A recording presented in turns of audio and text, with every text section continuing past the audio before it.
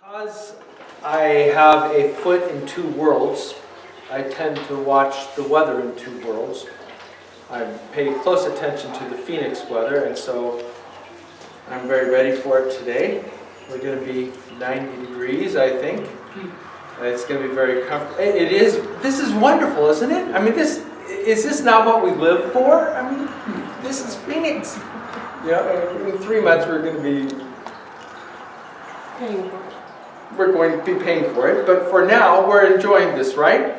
Well, the other place I watch the weather on is in the western and southern Pacific, and I can tell you that this has been an unusual week out there this week. There have been 4 active major tropical storms happening at once out in the western and southern Pacific. And this is really kind of strange. 2 happens occasionally, that you might have 2 storms going at once. But 4, there have been 4 storms. 4 major storms have been moving around out there in the middle of the Pacific. One of them, Cyclone Pam, became a Category 5, which is a superstorm. It had sustained winds of 165 miles an hour, and it scored a direct hit on Port Vila, which is the capital of Vanuatu, some islands in the southern Pacific. Let's see.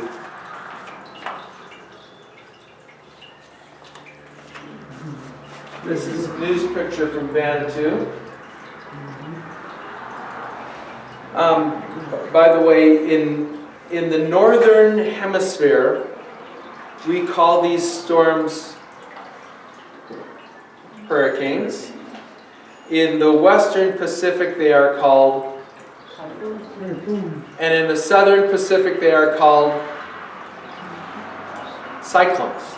Yes, cyclones. And so this is a cyclone, Cyclone Pam, and which would be equivalent to what we would see as being a hurricane. This is probably the worst storm because it took a direct hit on that island. And usually they kind of skirt around it, but this one went right in there. There is another tropical storm that they were very concerned was going to become a typhoon, Bavi, which is right now dumping massive quantities of rain on Guam. And winds. As a matter of fact, on the Pacific Islands University campus, they did. They had to board up all the windows, and they evacuated the women out of the women's dorm because the women's dorm has a tin roof rather than a concrete roof, and so they had to get them out of there. And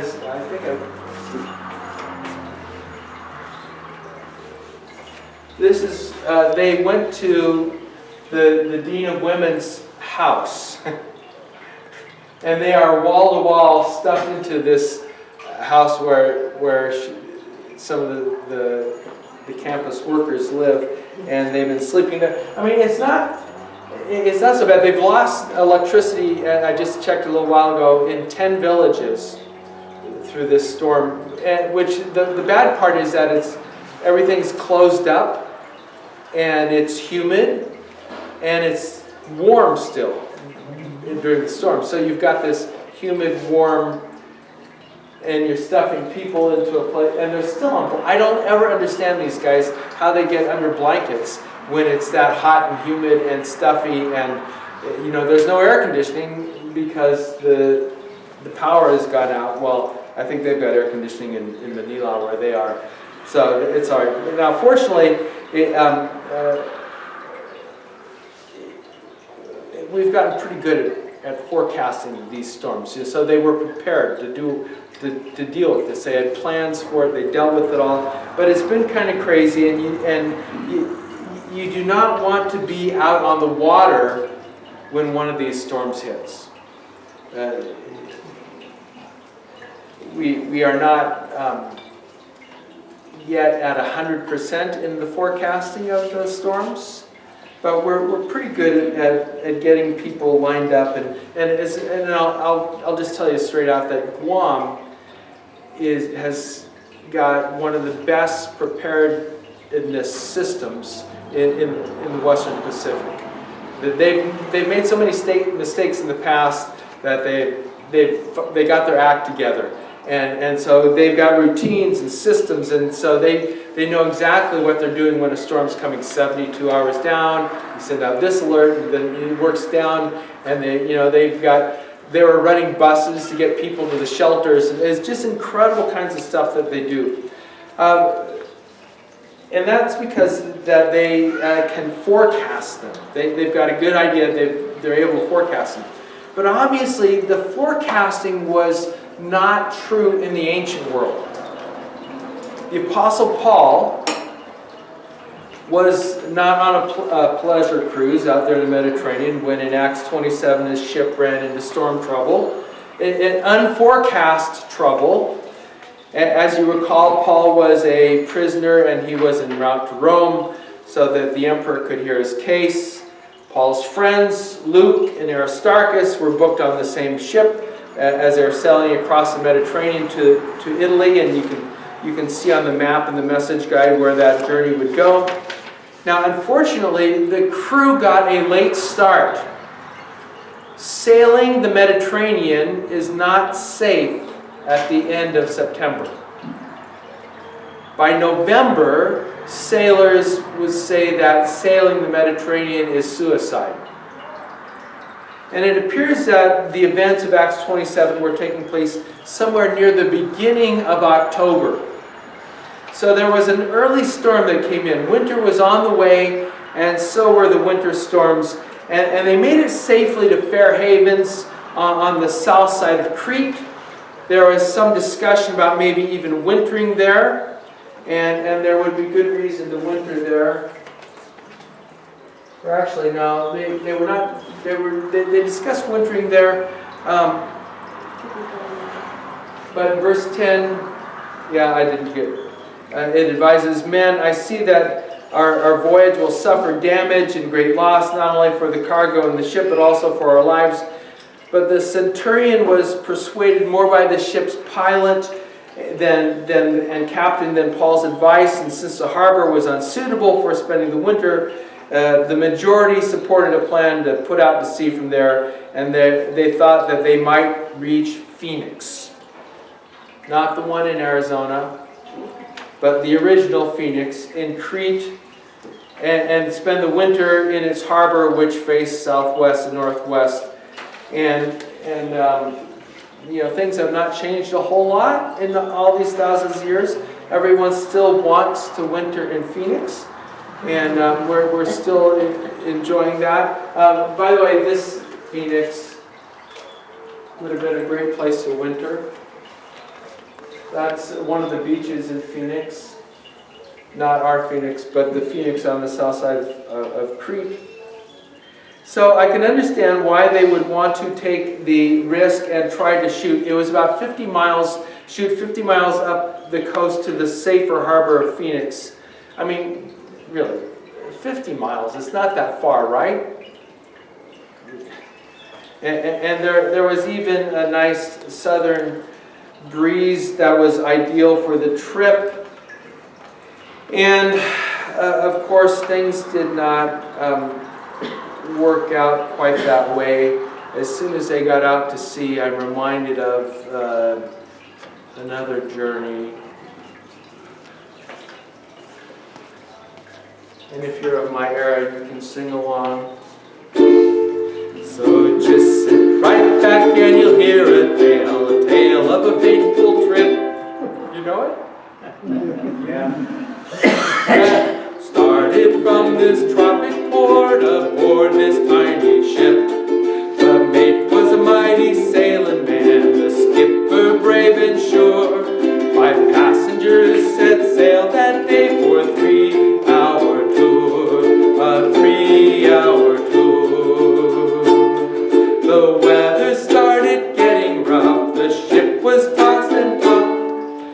If not for the courage of the fearless crew, the minnow would be lost. The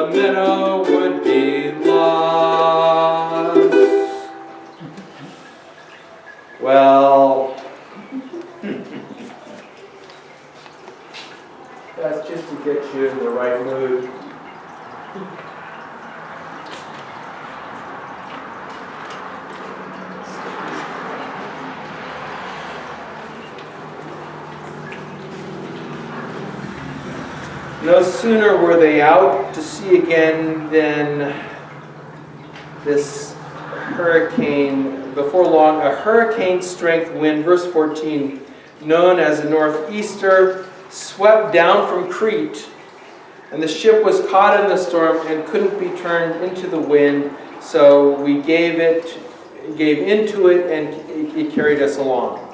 So to make a long story short, they were in deep trouble. And not only were they in deep trouble, but there were not any Coast Guard cutters on standby, and there were no helicopters available in case there needed to be a rescue. So verse 20, when neither the sun nor moon appeared for many days, and the raging storm continued to pound us, all hope of our being saved from this peril faded. All hope was gone. They had reached the point of despair. They had reached the point where all hope was gone. And this actually describes a lot of our situations. The day before finals, and you have not opened the book, and you have not turned in one single homework assignment, and you know at that point what you really knew earlier, but it just strikes you that all hope is gone. Or you've invested a little more than you should have in a day trading operation, and now, well, all hope is gone with the stock market. I was the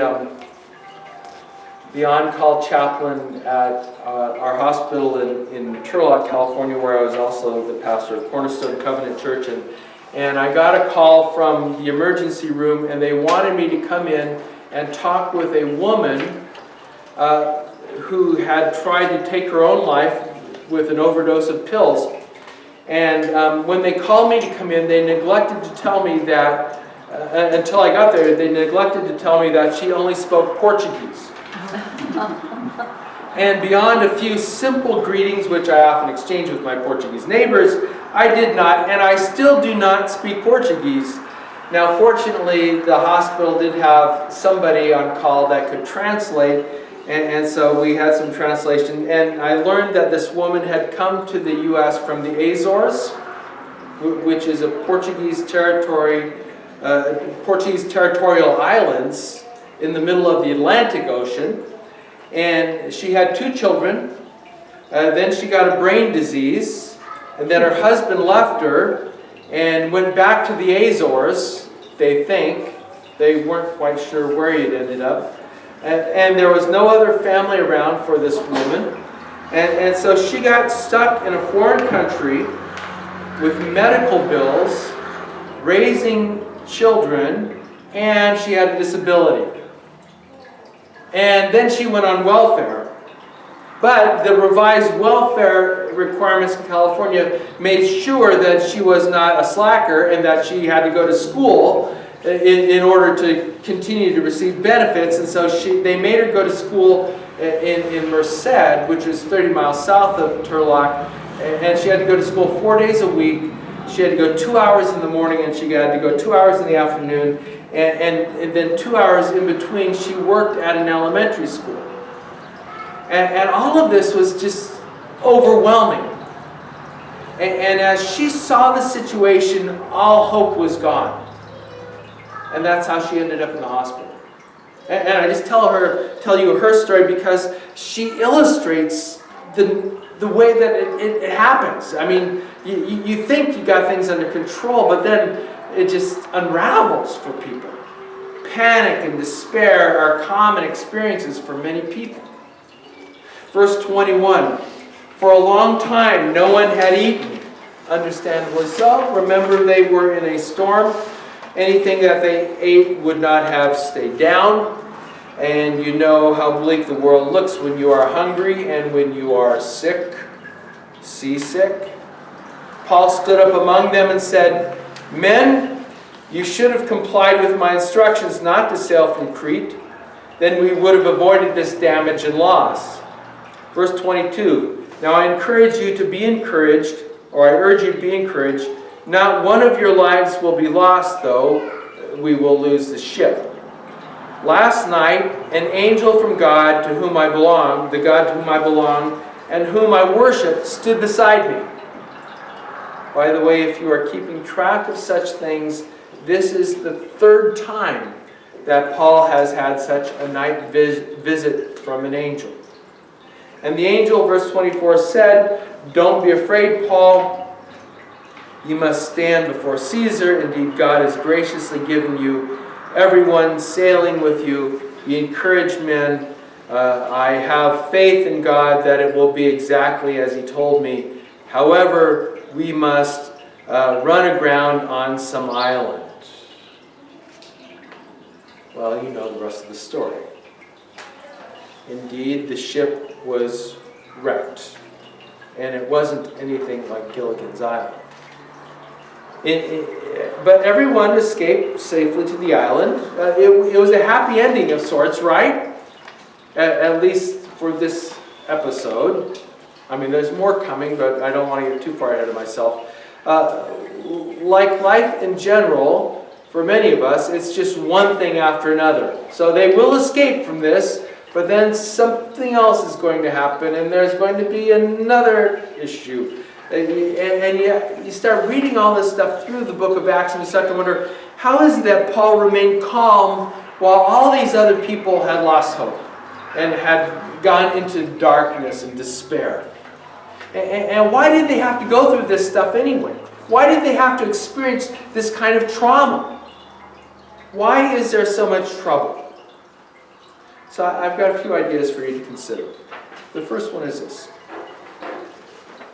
Number one, people don't listen. People don't listen. At least one reason why we end up with so much trouble on our hands is that we are not always open to what God is saying.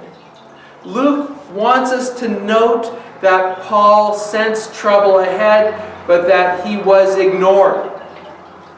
Remember verse 11. But the centurion was persuaded more by the ship's pilot and captain than by Paul's advice. Then if you jump down to verse 21, and this is the New Living Translation, finally Paul called the crew together. And by the way, you wonder how it is that a passenger, who is also a prisoner, is given the authority to call the crew together, to assemble the crew. The only thing I can figure is that if you've been tossed up and down long enough, you become open to all kinds of unusual influences. And verse 21, finally Paul called the crew together and said, "Men, you should have listened to me in the first place and not left Fair Havens." You get a little bit of this "I told you so" kind of talk going on here. But it wasn't so that he could gloat over the situation, but so that they would listen to the next set of instructions that he had. Some of the time we find ourselves in hot water because we've all got our own ideas about how things are supposed to happen, how things are supposed to work out. We just do not listen when God tells us something. When God tells us that we should avoid developing an overinflated view of self, that we shouldn't be too self-confident, too self-cocky. Or when God tells us to stop pursuing wealth, stop pursuing the good life. Jesus and the scriptures are quite clear that getting rich should not be the focus of our lives. But a lot of us get kind of caught up into this cycle at some point in our lives or the other where we spend all of our time and our energy trying to build bigger barns and so that we can hold more grain, and then we have to get more grain to fill the barns, and in the meantime our families are neglected and our blood pressure goes ballistic because we have to deal with so many pests in our lives, and having lots of wealth is like having a thick, juicy ham sandwich on a picnic. It tends to attract so many yellow jackets that you can't enjoy either the sandwich or the park where you're eating it.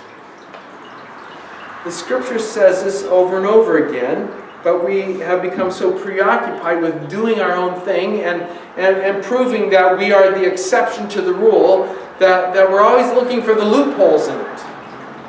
Well, Jesus didn't really mean that affluence is dangerous. only that the love of affluence is dangerous. You know, kind of if you become kind of like a Scrooge. We tend to have very selective hearing in regard to a lot of things that God tells us. And ultimately, we end up with a lot more pain and a lot more stress than we need to have. Number 2. One of the reasons that there is so much trouble is that storms happen. Storms happen. Storms are just part of life. It is not karma that somehow we're getting what we deserve when we get stuck in a storm. The fact is that storms happen out on the seas, and they happen out on the oceans, over the lands. They happen every single year. It's just how the weather pattern and the cycle works. And Jesus says the rain falls on both the good and the evil. And sometimes, in spite of our best efforts to steer clear of bad weather, we get caught up in the storms. I see this in my own weekly planning. Sometimes, in spite of my attempts to be very disciplined, to plan out my week, to get the schedule going, just have everything just set right. Things happen beyond my control that don't fit into the calendar. 2 or 3 people have crises that require special attention. Someone gets sick and ends up in the hospital. I get sick and end up in bed. And that's all in the same week when I have out-of-town obligations for 2 days.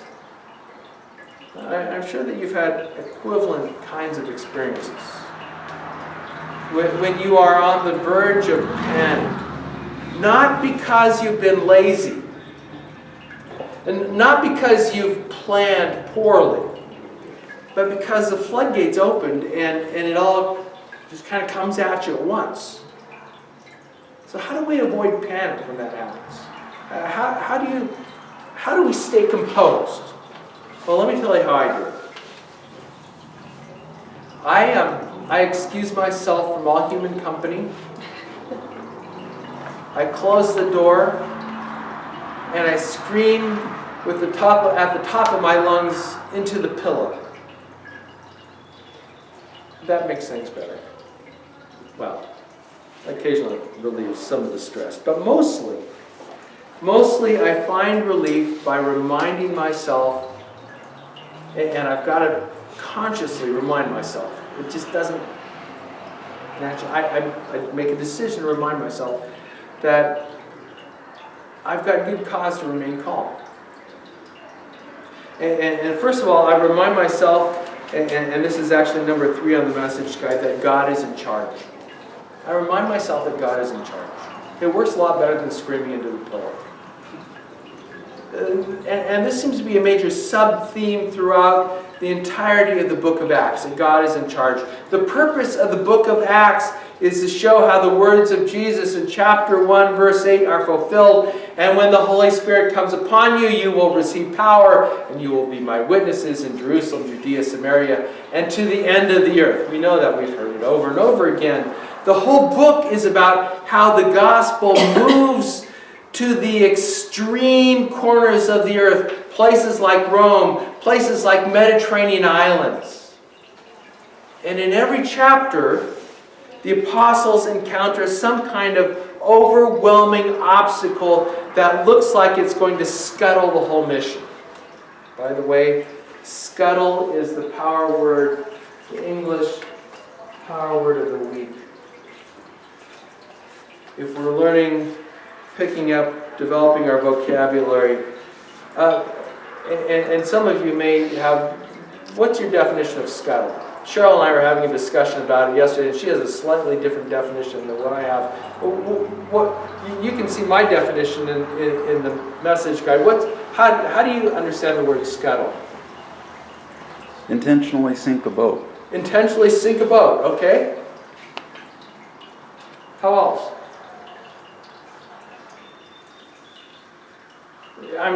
The last part here, to abandon the plan. To abandon a plan, yeah. To shut down the operation, to get out of a bad situation before things get even worse. You scuttle it. And Cheryl's view is that scuttle has some negative connotations, like it's some external force. Well, like sabotage. Like sabotage. Kind of. I mean, it could be that. It could be a kind of a sabotage thing. But it could be that you scuttle your own plans because you realize that it doesn't make sense to go forward with them because everything is working against you at that point. And in every chapter of Acts, the apostles encounter some kind of overwhelming obstacle that looks like it is going to scuttle the whole mission. Like it's going to sink this whole operation of getting them to the ends of the earth. But God has His hands in everything, and they get through it all, often in some very unusual ways. And the point is that if God is in charge, and we are committed to His goals, then we can be certain that everything comes out okay in the end. That no experience is wasted toward getting to the end of the earth, toward getting to the goal, toward getting to the destination. He takes and uses each of the experiences that we've had in His sovereignty, in the fact that He's in charge, and He uses it to get us to where we need to be. We may end up feeling a little seasick sometime, or waterlogged at other times. But we know, and this is how we get through this, we know that the beach is dry, and that we're going to get to the beach. If God is sovereign, we can relax because we know that all things get worked into His plan, and ultimately His will prevails. And it's helpful to stop in the midst of a crisis and to simply pause and to take a deep breath and say to ourselves, God is in charge. It's a simple thing you can do. God is in charge. Now, of course, this is making certain assumptions about God Himself. If God is in charge, if God is sovereign, but He is also, let's say, impersonal, or He's distant, or even impish, a kind of little playful, demonic, as the gods of some of the were in some of the ancient schemes. If you look at the ancient gods, they were all pretty impish. They were playing tricks on people. Their goal was not to relate to people, but to kind of throw them off. People were like pets to the gods, and they were constantly throwing things to entertain themselves by watching what we would do. And even in some of the modern approaches, people kind of look at God in that way. We don't have a God like that. You don't want an indifferent or a vindictive God to be in charge. You don't want an impish God to be in charge of everything. But that's not how the Bible sees God. And Luke wants to make sure that we also see that that's not how God is. Because God is also gracious and good. That's number 4. God is also gracious and good. Look at verse 24. The angel is speaking to Paul. The angel said, "Don't be afraid, you must stand before Caesar. Indeed, God has also given you everything, everyone sailing with you."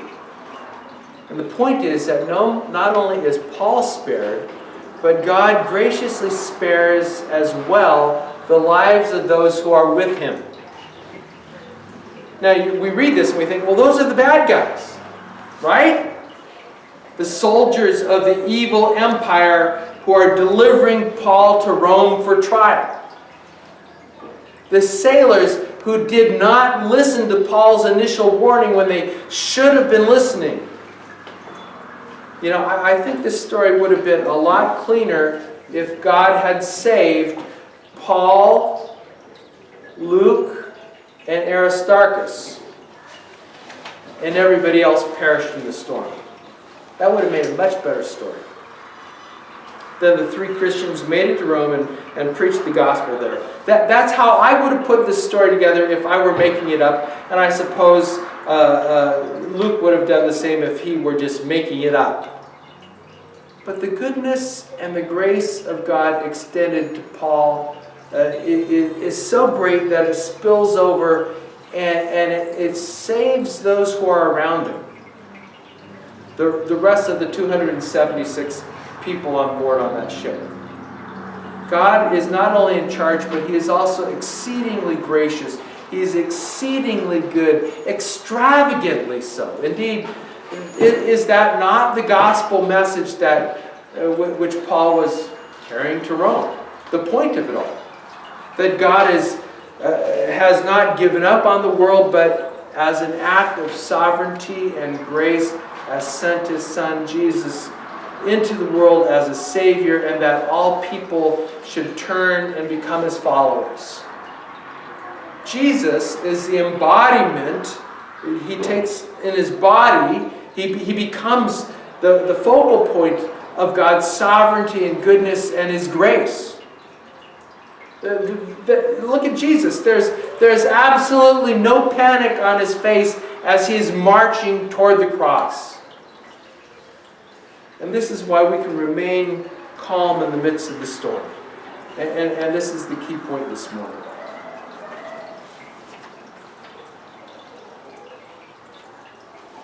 We can remain calm when the storms hit because we're following Jesus, who is the embodiment of God's sovereignty, goodness, and grace. We can remain calm when the storms hit because we're following Jesus, who is the embodiment of God's sovereignty, goodness, and grace. And I'd like to invite you to tuck this reminder in the back of your head, in the back of your mind. Something to pull out when you find that your 3-hour cruise has turned into a soggy nightmare. I mean, sure, put on the life vest, but don't neglect to remind yourself that God is sovereign, gracious,